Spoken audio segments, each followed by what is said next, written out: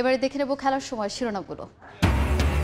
অবকাঠামো সুযোগ সুবিধা পরিদর্শনে বিসিবিতে যুব ক্রীড়া উপদেষ্টা আসিফ মাহমুদ দেখা করলেন তামিম ইকবালের সঙ্গেও। ক্রিকেট বোর্ড থেকে জালাল ইউনুসের পদত্যাগ। বিসিবি চাইলে পদত্যাগে প্রস্তুত হেড কোচ চন্ডিকা হাথুরু সিংহে। ভবিষ্যৎ ছেড়ে দিলেন বোর্ডের উপর, বললেন চোখের সমস্যা কেটে যাওয়ায় রাওয়ালপিন্ডি টেস্টের জন্য ফুল ফিট সাকিব। মঙ্গলবার বাংলাদেশের নারী টি-20 বিশ্বকাপের ভবিষ্যৎ জানাবে আইসিসি। অস্থির পরিস্থিতিতে বিশ্বকাপ সরিয়ে নেওয়ার অনুরোধ অজি ক্যাপ্টেন অ্যালিসা হিলির। নেপালে কাল শ্রীলঙ্কার বিপক্ষে ম্যাচ দিয়ে সাফ অনূর্ধ্ব-20 চ্যাম্পিয়নশিপ অভিযানে নামবে বাংলাদেশ। ভারসাম্যপূর্ণ দল নিয়ে আশাবাদী কোচ, জিততে মরিয়া যুবারা। এবং 19 দফা দাবিতে বিক্ষোভে উত্তাল ভলিবল ফেডারেশন। দুর্নীতির অভিযোগে বর্তমান কমিটি ভেঙে দেওয়ার দাবি খেলোয়াড়দের। এনএসসির কাছে স্মারকপত্র জমা।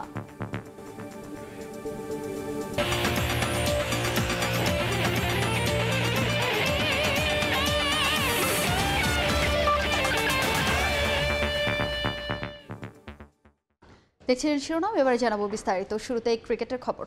দায়িত্ব গ্রহণের পর প্রথমবারের মতো সশরীরে বিসিবিতে উপস্থিত হলেন অন্তর্বর্তীকালীন সরকারের যুব ও ক্রীড়া উপদেষ্টা আসিফ মাহমুদ সজীব ভুঁইয়া।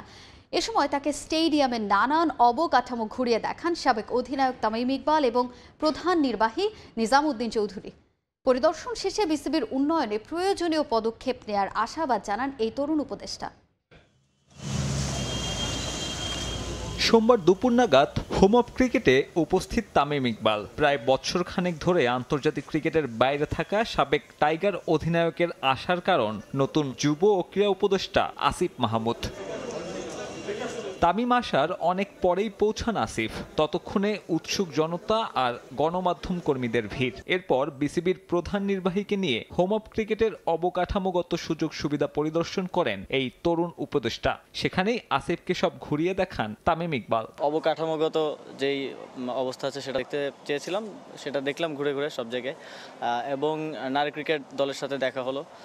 তারা সামনে উইমেন টি-20 ওয়ার্ল্ড কাপ খেলতে যাচ্ছে এবং যেই ব্যাপারগুলো এখানে উন্নয়নের প্রয়োজন আছে সে ব্যাপারে একটু নোট নিলাম। আশা করি সামনে এগুলো আমরা ঠিক করে দিতে পারবো। আসিফের আসার দিনে নির্ধারিত অনুশীলন চলছিল অনূর্ধ্ব-19 দলের। মূল মাঠে ইয়াং টাইগারদের সঙ্গে কুশল বিনিময়ের পর চলে যান একাডেমি মাঠে। সেখানে নারী বিশ্বকাপকে সামনে রেখে প্রস্তুতি নিচ্ছিল নারী দলের ক্রিকেটাররা। তামিমকে নিয়ে জ্যোতি জাহানারাদের সঙ্গেও কথা বলেন তিনি।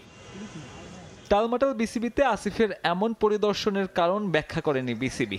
যদিও সূত্রের খবর, আগামী বছরের চ্যাম্পিয়ন্স ট্রফি দিয়ে জাতীয় দলে তামিমের প্রত্যাবর্তন নিয়ে হয়েছে আলোচনা হয়েছে বোর্ডের ভবিষ্যৎ নিয়েও। এরই মধ্যে শুরু হয়ে গেছে বিসিবি সংস্কারের কাজ। সরে দাঁড়িয়েছেন বিসিবি পরিচালক ও cricket operations chairman Jalal Yunus. ক্রীড়া পরিষদের মনোনীত আরেক পরিচালক সাজ্জাদুল আলম ববিকে পদত্যাগের অনুরোধ করলেও তিনি এখনো সিদ্ধান্ত নেননি। এনএসসির এই দুই পদে ঢুকবেন ফারুক আহমেদ ও নাজমুল আবেদিন ফাহিম। সাব্বির মিথুন, সময় সংবাদ, ঢাকা। দেশের ক্রিকেটের স্বার্থে পরিচালক পদ থেকে সরে দাঁড়িয়েছেন জালাল ইউনুস। বাংলাদেশের ক্রিকেটকে চলমান রাখতেই এমন সিদ্ধান্ত নিয়েছেন বলে জানান তিনি। এদিকে এনএসসি মনোনীত আরেক পরিচালক আহমেদ সাজ্জাদুল আলম ববিকেও পদত্যাগের কথা জানায় জাতীয় ক্রীড়া পরিষদ। এই দুই পরিচালকের জায়গায় দেখা যেতে পারে জাতীয় দলের সাবেক অধিনায়ক ফারুক আহমেদ ও ক্রিকেট কোচ এবং বিশ্লেষক নাজমুল আবেদিনকে। শেখ হাসিনা সরকার পতনের পর বদলে যাচ্ছে দেশের দৃশ্যপট। বাংলাদেশকে নতুনভাবে ঢেলে সাজাতে ইতোমধ্যে কাজ শুরু করেছে অন্তর্বর্তীকালীন সরকার। দীর্ঘদিন ধরে দেশের ক্রিকেট ঝুলছে একই পেন্ডুলামে। তাই বর্তমান সরকারের চোখ এড়ায়নি বাংলাদেশ ক্রিকেটেও। পরিবর্তনের হাওয়া বইছে বাংলাদেশ ক্রিকেটেও, যা ইতোমধ্যে দৃশ্যমান। দীর্ঘদিন ক্রিকেট বোর্ড পরিচালক হিসেবে দায়িত্ব পালন করে আসছেন জালাল ইউনুস। এবার বিসিবি পরিচালকের পদ থেকে পদত্যাগ করেছেন তিনি। বর্তমান ক্রিকেট বোর্ডে ক্রিকেট পরিচালনা প্রধানের দায়িত্বে আছেন তিনি। তার পদত্যাগপত্র জাতীয় ক্রীড়া পরিষদে পাঠিয়েছেন জালাল। দেশের ক্রিকেটের স্বার্থে বোর্ডের সঙ্গে দীর্ঘদিনের সম্পর্ক ছিন্ন করেছেন বলে সময় টেলিভিশনকে জানান ইউনুস। ক্রিকেটের স্বার্থে এবং নতুন যদি কেউ আসতে চায় এটার সেই জায়গায় যাতে বাধাপ্রাপ্ত না হয় সেই জন্যই আমাদের এই রাস্তাটা পরিষ্কার হয়ে যাক সেই জন্য রিজাইন করলাম। আর যাতে ক্রিকেট চলমান থাকে, কোনো যাতে কনস্টিটিউশনালি লিগ্যাল ফ্রেমওয়ার্কের বাইরে যাতে না যায়, এটাকে অটুট রাখার জন্যই আমি রিজাইন করলাম। 3 ক্যাটাগরিতে 25 জন পরিচালক নিয়ে গঠিত হয় বিসিবির পরিচালনা পর্ষদ, যেখানে 2 জন পরিচালককে মনোনীত করে জাতীয় ক্রীড়া পরিষদ, যার একজন জালাল ইউনুস। 1997 সাল থেকে শুরু করে বর্তমান বোর্ডে গুরুত্বপূর্ণ দায়িত্ব পালন করেছেন জালাল ইউনুস। মাঝে ছিলেন না মাত্র 4 বছর। এতে স্পষ্ট যে ঘুরে ফিরে তাদের হাতেই থাকছে বোর্ডের আসনগুলো। এনএসসি মনোনীত আরেক পরিচালক আহমেদ সাজ্জাদুল আলম ববি, তাকেও এনএসসি থেকে পদত্যাগ করতে বলা হয়। তিনিও বোর্ডে ছিলেন দীর্ঘমেয়াদে, এমনকি পালন করেছেন টুর্নামেন্ট কমিটির প্রধানের দায়িত্ব। তবে এখনও পদত্যাগ করেননি আহমেদ সাজ্জাদুল আলম। এই 2 পরিচালকের পরিবর্তে নতুনদের জায়গা করে দিতে এমন সিদ্ধান্ত এনএসসির। তাদের জায়গায় এনএসসির মনোনীত নতুন পরিচালক হিসেবে দেখা যেতে পারে জাতীয় দলের সাবেক অধিনায়ক ফারুক আহমেদ ও ক্রিকেট কোচ এবং বিশ্লেষক নাজমুল আবেদিনকে। জালাল ইউনুসের পদত্যাগে সেই পথ কিছুটা সুগম হলো। রিফাতুল ইসলাম মিরন, সময় সংবাদ, ঢাকা। বিসিবি চাইলে পদত্যাগে প্রস্তুত হেড কোচ চান্ডিকা হাথুরু সিংহে, তবে বোর্ড চাইলে খুশি মনে চুক্তি অনুযায়ী কাজ করে যেতে চান তিনি। রাওয়ালপিন্ডি টেস্টে দারুণ সুযোগ দেখছেন টাইগার পেসারদের। চোখের অস্বস্তি কাটিয়ে সাকিব আল হাসান প্রথম টেস্টের জন্য পুরোপুরি ফিট বলেও জানান হাথুরু। গভীর সমবেদনা জানিয়েছেন সাম্প্রতিক সময়ে আন্দোলনে শহীদদের পরিবারের প্রতি। ক্রিকেটের দেশে তাকে নিয়ে কত আলোচনা সমালোচনা করা হেডমাস্টার সিনিয়রদের ছুঁড়ে ফেলার নেপথ্যের অনুঘটক, ব্যর্থতার পরেও পছন্দের ক্রিকেটারদের বারবার সুযোগ দেয়া, অন্য কারো মতামতকে গুরুত্ব না দেয়া। Tiger head coach Chandika Hathurusingha যেন বাংলার ক্রিকেটে শেষ কথা। দেশ জুড়ে পরিবর্তনের ঢেউ আছড়ে পড়েছে বিসিবিতেও। আত্মগোপনে অধিকাংশ পরিচালক। কানাঘুষা চলছে নতুন বোর্ড গঠন করা হলে বিদায় করে দেয়া হতে পারে চান্ডিকাকে। পাকিস্তানের বিপক্ষে প্রথম টেস্টের আগে হওয়া 9 মিনিটের প্রেস কনফারেন্সে ক্রিকেটের চাইতেও বেশি সময় হাথুরুকে উত্তর দিতে হয়েছে সাম্প্রতিক সময়ের নানা বিষয়। চ্যাম্পিয়ন্স ট্রফি পর্যন্ত চুক্তি থাকলেও তাকে রাখা না রাখার সিদ্ধান্ত ছেড়ে দিয়েছেন বিসিবির ওপর। I have no idea what's happening back home. My future is I have signed a contract till whatever the date, and then I'm looking forward to serve that term. But if the board change and the new people wants to make a change, yeah, I'm okay with that. If they wanted me to continue, if they're happy with me, I'm happy to continue as well. কথা বলেছেন সরকার পতন আন্দোলনের শহীদদের নিয়েও। তাদের আত্মত্যাগকে বলছেন অন্যদের জন্য অনুপ্রেরণা, এমনকি ক্রিকেটারদের জন্য। My thoughts and prayers with the families that lost loved ones. It was really hard. I hope that student question will answer. It's an unprecedented event. We all know that sports has a real power to unite people. It will definitely help Pakistani and Bangladesh cricket loving public. প্রথম test venue Rawalpindi বলে সিম আক্রমণ নিয়ে হচ্ছে তুমুল আলোচনা। তবে সেক্ষেত্রে পাকিস্তানের চাইতে বাংলাদেশকে খুব একটা পিছিয়ে রাখলেন না হাথু। ফুলফিট সাকিব দলকে দিচ্ছেন বাড়তি আত্মবিশ্বাস। The Pindi pitch, this one looks like more favorable for fast bowling and probably batting as well. We have developed a lot of good fast bowlers in our rank as well. He's actually batting well. He's looked fitter. As I don't know, many people know he has done some eye testing as well. So, and then he is saying that has helped him to focus on what the problem that he had. বুধবার 2 match সিরিজের প্রথম test, যেখানে ইতিবাচক ফলের জন্য batting ইউনিটের দিকে তাকিয়ে চান্ডিকা হাথুরু সিংহে। মাহবুব রিমন, সময় সংবাদ। বিসিবিতেও এক যুগেরও বেশি সময় ক্ষমতায় থাকলেও ক্রিকেট উন্নয়নে কোনো কাজ নয়, বরং ক্ষমতা কিভাবে ধরে রাখা যায় সেদিকেই ব্যস্ত ছিল নাজমুল হাসান পাপন ও তার কাছের পরিচালকরা। এমন মন্তব্য করেছেন খালেদ মাসুদ পাইলট। বিসিবিতে যে শুদ্ধি অভিযান চলছে সেটারও প্রশংসা করেন জাতীয় দলের সাবেক এই অধিনায়ক। একটা ইতিবাচক পরিবর্তনের মধ্য দিয়ে যাচ্ছে পুরো দেশ, যার ব্যতিক্রম নয় বাংলাদেশ ক্রিকেট বোর্ড। প্রায় 1 যুগ ধরে একটা পক্ষ এই ক্রিকেট বোর্ড দখল করে রেখেছিল। তবে সেই পরিবর্তনের হাওয়ায় আমরা দেখেছি এরই মধ্যে কিন্তু বেশ কয়েকজন পরিচালক গা ঢাকা দিয়েছেন এবং কয়েকজন পদত্যাগও করেছেন। এই ক্রিকেট নিয়ে এবং ক্রিকেট বোর্ডে আমরা জানি সামনে বেশ কিছু পরিবর্তন আসতে যাচ্ছে, সেগুলো নিয়ে কথা বলবো। ক্রিকেটে গেল এক যুগে আমরা জানি ক্রিকেট বোর্ডে বেশ কিছু দুর্নীতিও হয়েছে, সেগুলো কিন্তু সামনে আসেনি। সেগুলো সামনে আসা উচিত কিনা এবং কি কি পরিবর্তন হওয়া উচিত ক্রিকেট বোর্ডে, সেগুলো নিয়ে কথা বলবো। আমাদের সঙ্গে আছেন জাতীয় দলের সাবেক অধিনায়ক খালেদ মাসুদ পাইলট। পাইলট ভাই, আপনাকে স্বাগত জানাচ্ছি। শুরুতেই যেটা আমি বললাম যে একটা ইতিবাচক পরিবর্তন হচ্ছে পুরো দেশে এবং সেটার আমরা কিছু দেখতে পাচ্ছি যে বাংলাদেশ ক্রিকেট বোর্ডেও কিন্তু আসছে কিছু পরিবর্তন। এই বিষয়টাকে আপনি কিভাবে দেখছেন? এক যুগ কেন, আমার মানে 10 যুগ ধরেও থাকতে পারে যদি আপনি সুন্দর আশানুরূপ ফল, ফিউচার সব কিছু দেখতে পারেন। যেমন টিম লাইক ধরেন অস্ট্রেলিয়ার কথা বলেন, ইন্ডিয়ার কথা বলেন, তারা যেভাবে পারফর্ম করছে সেই বোর্ডগুলো যদি 10 যুগও থাকে তাতে প্রবলেম নাই, বিকজ তারা কিন্তু সবসময় ওই চ্যাম্পিয়ন হওয়ার জন্য চিন্তা করছে, ওই ফরম্যাটটা এমনভাবে করে রাখছে, সব ঠিক আছে। পুরো সিনিয়রেও যদি দেখেন যে মাশরাফি, সাকিব, তামিম যারা সিনিয়র প্লেয়ার যারা আছেন তাদের পরে আর কোনো ভালো ভালো প্লেয়ার বেরিয়ে আসছে না। তো আলটিমেটলি বোঝাই যায় যে আমাদের ক্রিকেটের উন্নয়নটা আর নাই। আমাদের ক্রিকেট বোর্ড আমার কাছে মনে হয় বিগত দিনগুলোতে কিছু কিছু অ্যাচিভমেন্ট তো অবশ্যই আছে, কিন্তু আরও অনেক দূর এগোতে পারতাম, যা হয়তো তারা হয়তো ভাবে নাই, চিন্তা করে নাই। শুধুমাত্র ন্যাশনাল টিমের প্লেয়ার ওই রিলেটেড কাজগুলো নিয়ে ব্যস্ত ছিলেন এবং ক্লাব ক্রিকেট, ঢাকার যে ক্লাব আছে এই ক্লাবের ক্রিকেট নিয়েই ব্যস্ত। তো আলটিমেটলি যে আপনার ক্রিকেট তো শুধু ঢাকার ক্রিকেট না, আমার কাছে গোটা বাংলাদেশের ক্রিকেট, বাংলাদেশ ক্রিকেট বোর্ড। তো প্রত্যেকটা জেলায় আপনার জেলা লিগ হয় না, তারপরে কি প্রক্রিয়ায় প্রত্যেকটা জেলায় যে মানে এজ গ্রুপের খেলাতে সিলেকশনগুলো কীভাবে হচ্ছে, খুবই দায়সারাভাবে। তো প্লেয়ার যে আপনার আসে নাই, আপনি মাশরাফি, সাকিব, তামিমের পরে কেন আসে নাই এগুলো তো বের করতে হবে, ফাইন্ড আউট করতে হবে যে তাদের চেয়ে তো বেটার প্লেয়ার আসা হচ্ছিল।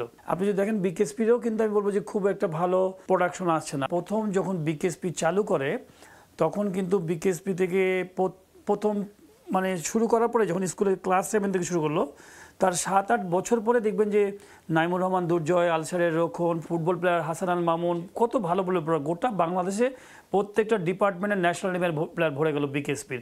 হয় বিকেএসপি থেকে কিন্তু ওটা থমকে গেছে। বিকেএসপির উপর তো আমাদের অনেক একটা আশা প্রত্যাশার জায়গায়, যেহেতু সাকিব আল হাসানের মতো ক্রিকেটার ওখান থেকে উঠে এসেছেন, সৌম্য সরকারও এসেছেন, কিন্তু একটা সময় যেটা বলছেন যে গত কয়েক বছরে সে বিকেএসপি থেকেও সে প্রত্যাশিত সাফল্যটা আমরা পাচ্ছি না। 10 বছরে 300 প্লেয়ারকে আপনি নার্সিং করছেন, এই 300 প্লেয়ার 10 বছর পরে কোথায় আছেন এটা ইম্পর্টেন্ট। বাংলাদেশ টিমে যদি আপনি মনে করেন যে বাংলাদেশ টিমে যে 15 জন খেলবে, আমি মনে করি যে যেহেতু বেস্ট প্লেয়াররা আপনার সব ভর্তি হচ্ছে বিকেএসপিতে, তাহলে ওইখানে মিনিমাম 80 থেকে 90% বিকেএসপির প্লেয়ার হয়তো ন্যাশনাল টিমে হওয়া উচিত ছিল, বিকজ আপনি স্কুল থেকেই কিন্তু আপনি কোচ পেয়েছেন, মাঠ পেয়েছেন, ফ্যাসিলিটিস পেয়েছেন, তখন থেকেই আপনি একটা সুন্দর গাইডলাইনের মধ্যে আছে। আরেকটা বিষয়, আপনি বলছেন বিকেএসপি এবং জেলার কথা, বাংলাদেশ ক্রিকেট বোর্ডে যারা ছিলেন, নাজমুল হাসান পাপন 2012 সাল থেকে সভাপতি হিসেবে ছিলেন, তার সঙ্গে আরেকজন ওতপ্রোতভাবে সবসময় তার সঙ্গে থাকতো, তার পাশে দেখেছি ইসমাইল হায়দার মল্লিক। এই দুইজনে ক্রিকেট বোর্ড নিয়ন্ত্রণ করতো, একচ্ছত্র তাদের আধিপত্য ছিল। যুব ও ক্রীড়া উপদেষ্টাও বলেছেন যে সব অনিয়মের আসলে একটা বিচার হবে। আপনি শুধু চিন্তা করেছেন যে আমার ক্ষমতার জন্য নিব, কিন্তু কালচারটাকে আপনি নষ্ট করে ফেলেছেন, ক্রিকেট কালচার। যেমনটা ধরেন বাংলাদেশ ক্রিকেটের ঢাকা লিগে যতগুলো টিম আছে তার 40-42টা বা 50টা টিম অলমোস্ট একটা মানে অফিসের। তো সেই অফিসটা, সেই কোম্পানিটা এতগুলো টিমকে আপনি নিজেদের মধ্যে কন্ট্রোল করে রাখছে। তো আলটিমেটলি যে আমরা সেটা তো বলি আমি যে যখন আপনি সমস্ত মার্কেট যখন আপনার হয়ে যাবে, তখন আপনি তো সব কিছু আপনি ম্যানিপুলেট করবেন। এবং একটা সময় ছিল 30 বছর আগে এগুলো হতো না, কেউ কারো ক্লাব চেহারা দেখতেও না। একটা মোহামেডান ক্লাব আবনি চেহারা দেখে না, আবনি ক্লাব মোহামেডান ক্লাবের চেহারা দেখতে চাইতো না, মানে মাঠে দেখা হবে। পুরো কালচার এটা এফেক্ট করেছে প্লেয়ারদের উপরে। যখন আপনি কম্পিটিশন হাড্ডাহাড্ডি খেলা হবে, তখন প্লেয়ারের রাত্রেবেলায় ঘুম হারাম, আগামীকালকে বড় একটা ম্যাচ আছে, আমার ঘুম হারাম, আমাকে জিততেই হবে। এখন আপনি বেশিরভাগ মেজর ম্যাচ দেখবেন যে অনেক সেকেন্ড ডিভিশন, থার্ড ডিভিশনে প্রচুর প্লেয়ার কিন্তু আলটিমেটলি মানে ডিফিকাল্ট টাইম পার করে। কিছু বলতে গেলে আপনি হয়তো সাসপেন্ড, ফাইন হয়ে যাচ্ছেন, আম্পায়ার দিয়ে আপনি খেলা, একটা টিমকে প্ল্যান করা আছে যে এই টিমটাকে আমি হারাই দেবো, এই টিমটাকে জিতে দেবো। আমি আজকে বলছি যে গভর্নমেন্ট চেঞ্জ হয়েছে বলে তা না, এই সিস্টেমটাই আমাদের মানে খুবই করাপ্টেড ছিল। এই যে বাচ্চারা যখন ক্রিকেট খেলছে স্কুল থেকে শুরু করে, তারা সাকিব, তামিম, মুশফিক তাদেরকে দেখে এবং তাদেরকে বাংলাদেশ টিমে খেলার স্বপ্ন দেখে, কিন্তু যখন আপনি এরকম একটা সিন্ডিকেটের মধ্যে পড়ে আছেন, তখন তো আপনার কুল কিনারা হারিয়ে যাচ্ছে। আলটিমেটলি এখানে প্লেয়াররা হারিয়ে যাবে, ভালো মানের আম্পায়ার পাবেন না, বিকজ আম্পায়ারকে আপনি মাথায় ঘাড়ে বন্দুক ধরে রেখেছেন, কথা বলছি বন্দুক, আমাদের যেহেতু বন্দুক ইউজ হয় না, তারপরে বলবো এমন একটা প্রেশার দিয়ে রেখেছেন যে আপনি ভালো এই পক্ষে আম্পায়ারিং করলে আপনি আম্পায়ারিং পাবেন, নাহলে পাবেন না। দুটো নিউট্রাল টিমের খেলা হচ্ছে, আপনি কি চাইবেন যে এমনি এসে এই টিমটাকে হারিয়ে দিই, এই টিমটা জিতে দিই? কেউ কোনোদিন চাইবে না। তো আম্পায়াররা বেসিক্যালি নিউট্রালভাবে আসে, কিন্তু আপনাকে পিছন থেকে বলে দিচ্ছে এই টিমটা হারবে, এই টিমটা জিতবে, যদি তুমি করতে পারো তাহলে তোমার প্রত্যেকটা ম্যাচে আম্পায়ারিং পাবে, নাহলে পাবো না। তো এই সিস্টেমগুলোকে আপনি পুরা কুলসিত করে দিয়েছে লাস্ট 7-8 বছর 10 বছরে। এটা ভালো হয় না। আমার কথা যে আপনারা 10 বছর কেন 40 বছর 50 বছর সেটা নিয়ে নেন, কিন্তু আপনি পুরো সিস্টেমটাকে নষ্ট করেন। আপনি কোচ তৈরি করতে পারেন না কেন? বিকজ আপনি যখন পাতানো খেলা খেলছেন তো কোচের মধ্যে তো কম্পিটিশন নাই। সাজিদ মুস্তাহিদ, সময় সংবাদ, ঢাকা। এক দশকের বেশি সময় ধরে বিসিবির প্রধান নির্বাহী কর্মকর্তার দায়িত্বে থাকার পরেও গুরুত্বপূর্ণ অনেক প্রশ্নেরই উত্তর জানা নেই নিজামউদ্দিন চৌধুরী সুজনের। জানেন না প্রস্তাবিত শেখ হাসিনা স্টেডিয়ামের নির্মাণ কাজে এখন পর্যন্ত কত অর্থ ব্যয় হয়েছে। এড়িয়ে গেলেন অভ্যন্তরীণ অডিট নিয়ে করা প্রশ্ন। অস্বীকার করেছেন এনসিএলএ বরিশাল বিভাগে ফোন করে নিজের আত্মীয় খেলানো কিংবা বিসিবির গুরুত্বপূর্ণ ফাইল গায়েবের বিষয়টিও। তিনি বিসিবির প্রধান নির্বাহী কর্মকর্তা, যে পদে আছেন 1 দশকের বেশি, সব মিলিয়ে বোর্ডে প্রায় 2 দশক। তবু অধিকাংশ প্রশ্নের নেই কোনো উত্তর। সরকার পতনের পর থেকে গণমাধ্যম এড়িয়ে গেছেন নিজামউদ্দিন চৌধুরী সুজন। সোমবার অবশেষে পাওয়া গেল তাকে, কিন্তু করা অধিকাংশ প্রশ্নই এড়িয়ে গেছেন সুকৌশলে। জানতে চাওয়া তারই কাছে নৌকার আদলে প্রস্তাবিত শেখ হাসিনা স্টেডিয়ামের নকশা, ফিজিবিলিটি টেস্ট কিংবা পরামর্শক ফিতে এখন পর্যন্ত কত অর্থ ব্যয় হয়েছে বোর্ডের। This is one of the concern. এটা আপনারা দেখেছেন যে এটার সম্পর্কে বিভিন্ন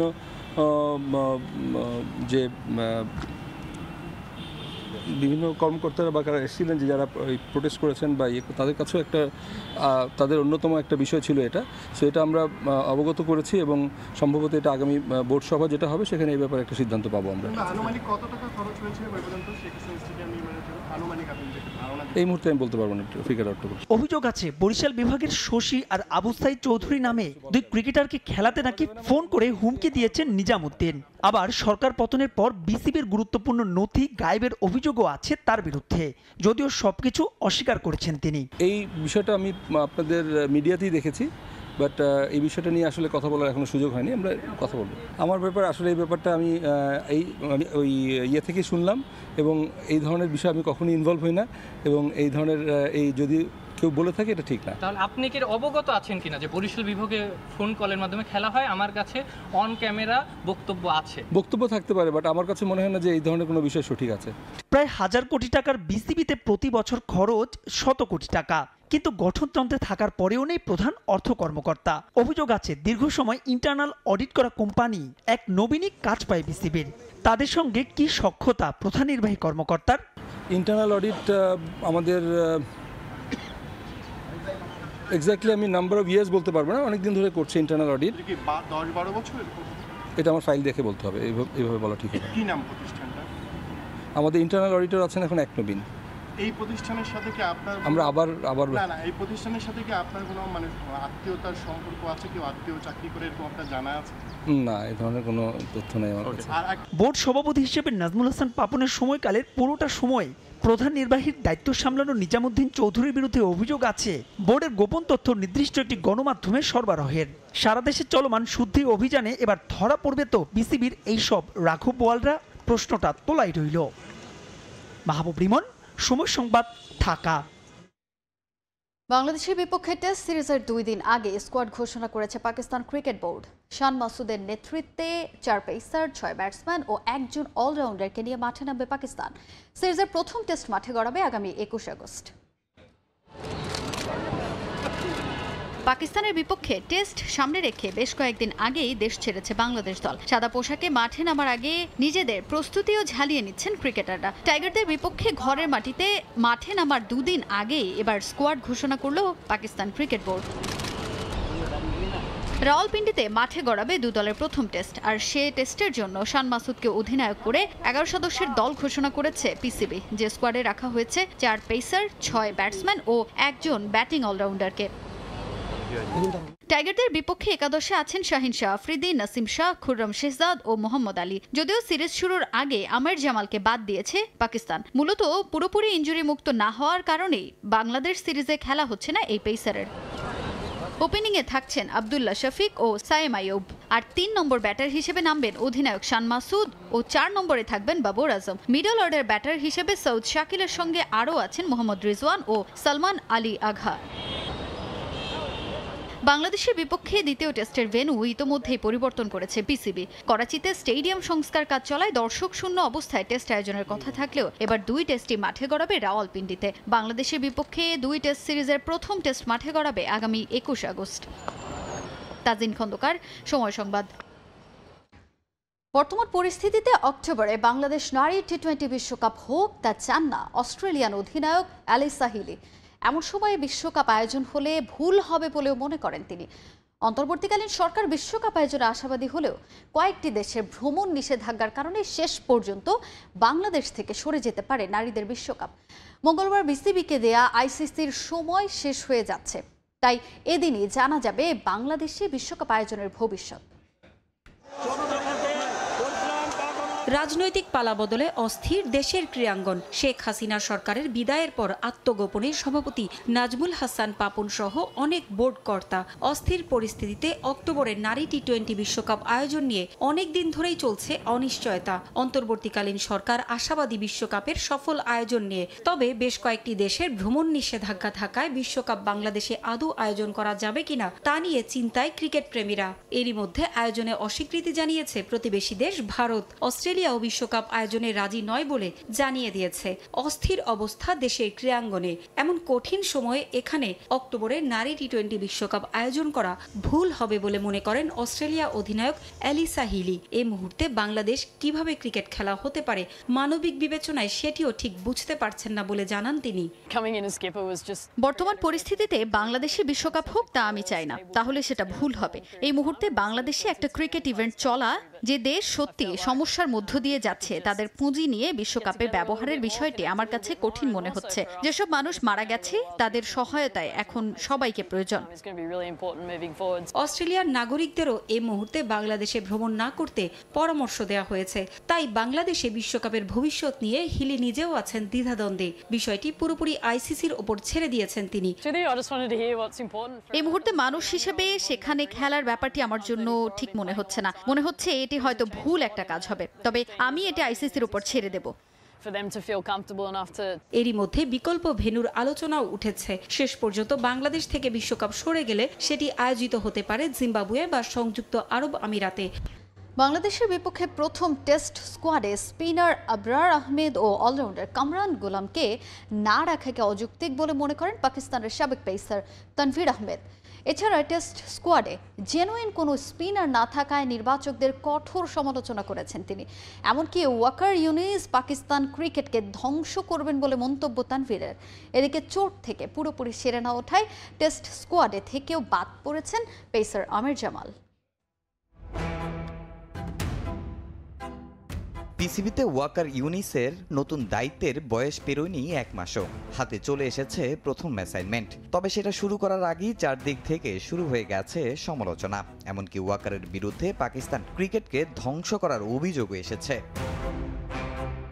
কিছুদিন আগেই বোর্ড চেয়ারম্যানের প্রধান পরামর্শক হিসেবে পিসিবিতে নিয়োগ পেয়েছিলেন ওয়াকার ইউনিস।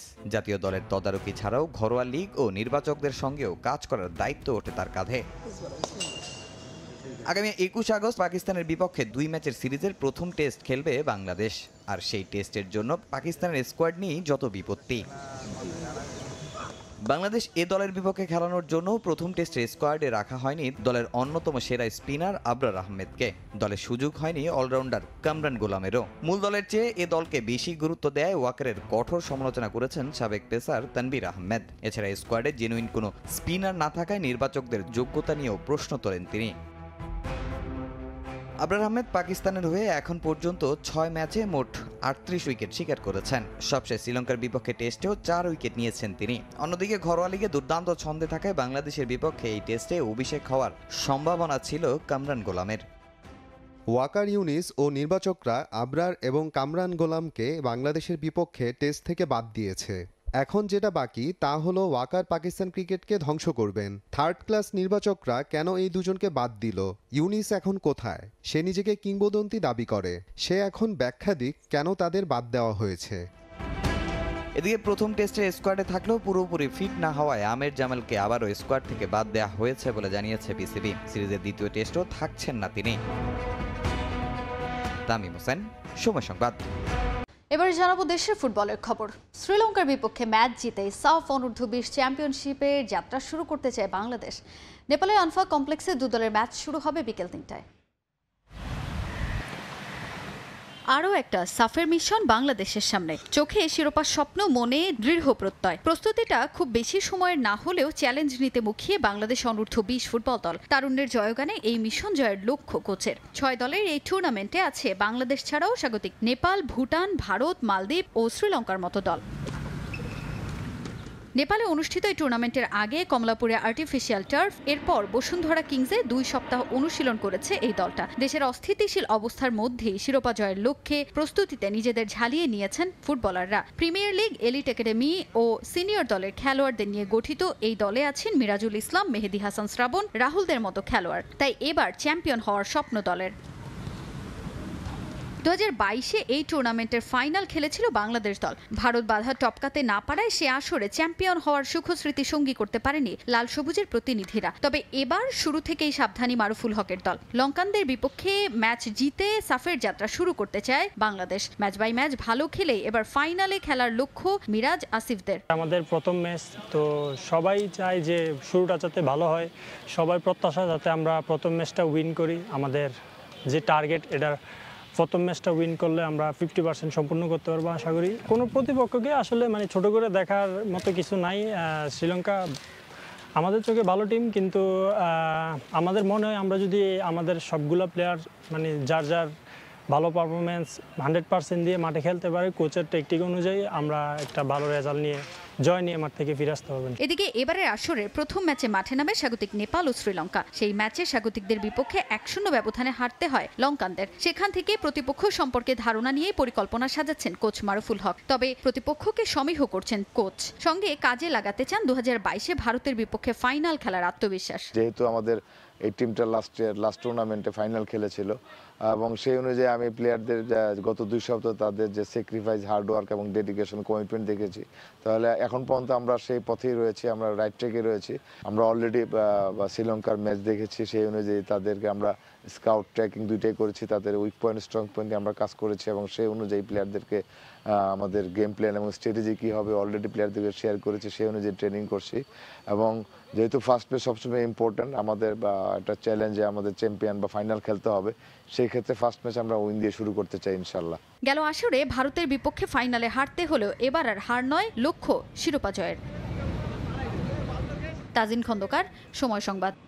এবারে জানাবো ভলিবলের খবর। 19 দফা দাবিতে এবার আন্দোলনে নেমেছে দেশের ভলিবলের সাবেক ও বর্তমান খেলোয়াড়রা। বর্তমান কমিটি ভেঙে দিয়ে নতুন আহ্বায়ক কমিটি দেওয়ার দাবি তোলেন তারা। ক্ষমতার অপব্যবহার, অর্থ লোপাট, হম্বিতম্বি, ভিন্ন মতকে দেখে নেওয়ার হুমকি। দীর্ঘদিন ধরে নেতিবাচক আলোচনায় হলে আগে আসে তার নাম। তিনি আশিকুর রহমান মিকু। 2 দশকের বেশি সময় ধরে কুক্ষিগত করে রেখেছেন বাংলাদেশ ভলিবল ফেডারেশনের সাধারণ সম্পাদকের চেয়ার। বর্ণচোরার মতো যখন যেই দল এসেছে ক্ষমতায়, হয়ে গেছেন তাদের সমর্থক, মিশে গেছেন তাদের সঙ্গে। কিন্তু এ সময় নিজের ব্যাংক অ্যাকাউন্ট ফুলে ফেঁপে উঠলেও তার অধীনে তেমন কোনো সফলতা নেই দেশের ভলিবলের। বরং বিভিন্ন কর্মকাণ্ডে বেশ কয়েকবার হয়েছেন বিতর্কিত। এবার তার বিরুদ্ধে অনিয়মের অভিযোগ তুলেছে ভলিবলের সাবেক ও বর্তমান খেলোয়াড়রা। শহীদ নূর হোসেন জাতীয় ভলিবল স্টেডিয়ামের সামনে 19 দফা দাবিতে বিক্ষোভ করে তারা। কথা বলেন মিকুর অধীনে ফেডারেশনের বিভিন্ন অনিয়ম নিয়ে। করাপ্টেড যে একটা ফেডারেশন আছে, তারা 17 বছরেও আমাদের কোনো খেলোয়াড়ের দিকে তাকায় নাই এবং কোনো উন্নয়নের দিকে তারা তাড়ায় নাই। তারা তাদের পার্সোনালি ফেডারেশনের কর্মকর্তারা তারাই শুধু তাদেরটাই গোছাইছে। দায় সারা কিছু খেলা দিয়েছে, দায় সারা কিছু খেলা দিয়ে তারা চিন্তা করেছে এখান থেকেই আমাদের খেলা হয়ে যাবে, বাজেট প্রতি বছর বাজেট প্রায় মিনিমাম 1 কোটি টাকার উপর বাজেট, এই টাকাগুলি কোথায় যায় তাদের বাজেটটা, আমাদের কার পিছনে খরচ করা হয়? খেলোয়াড়ের বেতন আছে কিন্তু আমাদের ভলিবল খেলোয়াড়ের কোনো বেতন নাই, একটা ন্যাশনাল টিমের কোনো খেলোয়াড়ের বেতন নাই, একটা যারা অসুস্থ খেলতে খেলতে একটা মেয়ে পা ভেঙে গেছে তারও ট্রিটমেন্ট পর্যন্ত ফেডারেশন করে নেই। ফেডারেশনের পুরাতন কমিটি ভেঙে দিয়ে সাবেক খেলোয়াড়দের সংযুক্ত করে নতুন অ্যাডহক কমিটি দেওয়া সহ খেলোয়াড়দের বেতনভুক্ত করা এবং নিয়মিত টুর্নামেন্ট আয়োজনের জোর দাবি জানায় খেলোয়াড়রা। এছাড়া ভলিবল ফেডারেশনকে রাজনীতি মুক্ত রাখার দাবি তাদের। ফেডারেশনে আমরা যারা 28 জন আর 29 জন ভলিবল ফেডারেশনের মেম্বার আছেন তাদের মধ্যে 30 জনের মধ্যে আমার মনে হয় না যে একজনও বাংলাদেশ জাতীয় দলের ভলিবল প্লেয়ার আছেন। তো সেই ক্ষেত্রে আমাদের এই জায়গাগুলো বিশেষ সংস্কার দরকার। এই জন্য আমি অনতিবিলম্বে অ্যাডহক কমিটি গঠন করার কথা বলেছি। আমাদের 1 নম্বর দাবি এটা, যেখানে 30% জাতীয় দলের সাবেক প্লেয়ার থাকতে হবে। পরে বিক্ষোভ মিছিল নিয়ে জাতীয় ক্রীড়া পরিষদে যান খেলোয়াড়রা। সেখানে জাতীয় ক্রীড়া পরিষদ সচিবের কাছে নিজেদের দাবিনামা হস্তান্তর করেন তারা। ক্রীড়া পরিষদ সচিব উপস্থিত না থাকায় তা গ্রহণ করেন ক্রীড়া পরিষদের এক কর্মকর্তা। ফাহিম ইসলাম, সময় সংবাদ, ঢাকা। এবারে ইউরোপিয়ান ক্লাব ফুটবলের খবর জানাবো। ভিয়ারিয়ালের বিপক্ষে ম্যাচ দিয়ে অ্যাথলেটিকো অধ্যায় শুরু করবেন হুলিয়ান আলভারেজ। তবে তাকে শুরুর একাদশে রাখা হবে কিনা তা নিয়ে কোনো মন্তব্য করেননি কোচ দিয়াগো সিমিওনে। ভিয়ারিয়ালের বিপক্ষে ম্যাচটি শুরু রাত 1টায়। এদিকে কোমোর বিপক্ষে ম্যাচ দিয়ে সিরিয়া শুরু করবে ইউভেন্টাস।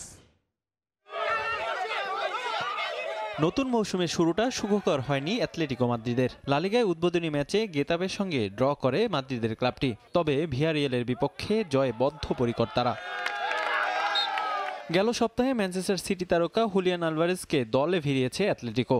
নতুন ঠিকানায় এসে অনুশীলনে বেশি একটা সময় পাননি আর্জেন্টাইন তারকা। তবুও অল্প সময়ের মধ্যেই দলের সঙ্গে যতটা সম্ভব মানিয়ে নিচ্ছেন আলভারেজ। অ্যাথলেটিকো মাদ্রিদে অভিষেকের আগেই তাকে প্রশংসায় ভাসিয়েছেন কোচ দিয়াগো সিমিওনে।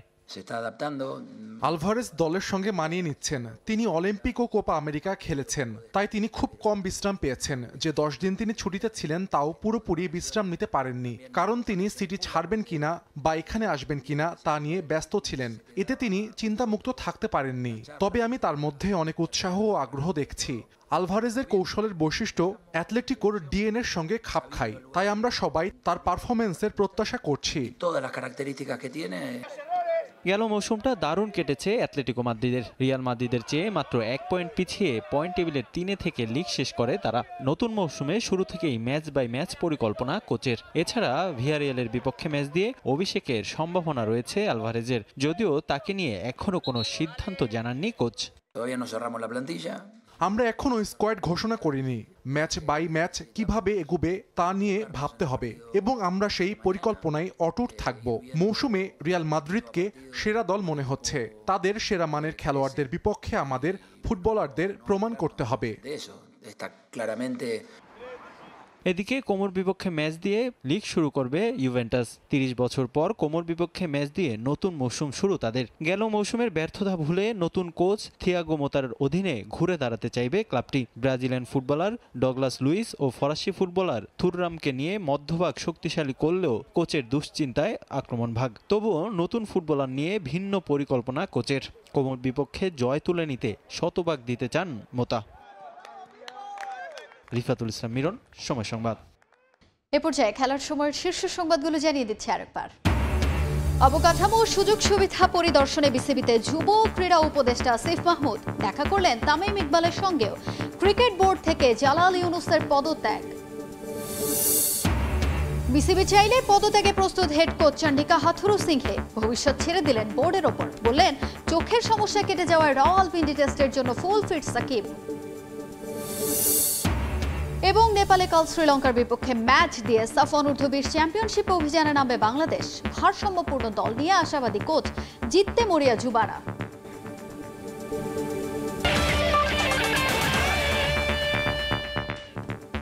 এই ছিল খেলার সময়ের এখনকার আয়োজনে। সঙ্গে থাকুন সময়ের।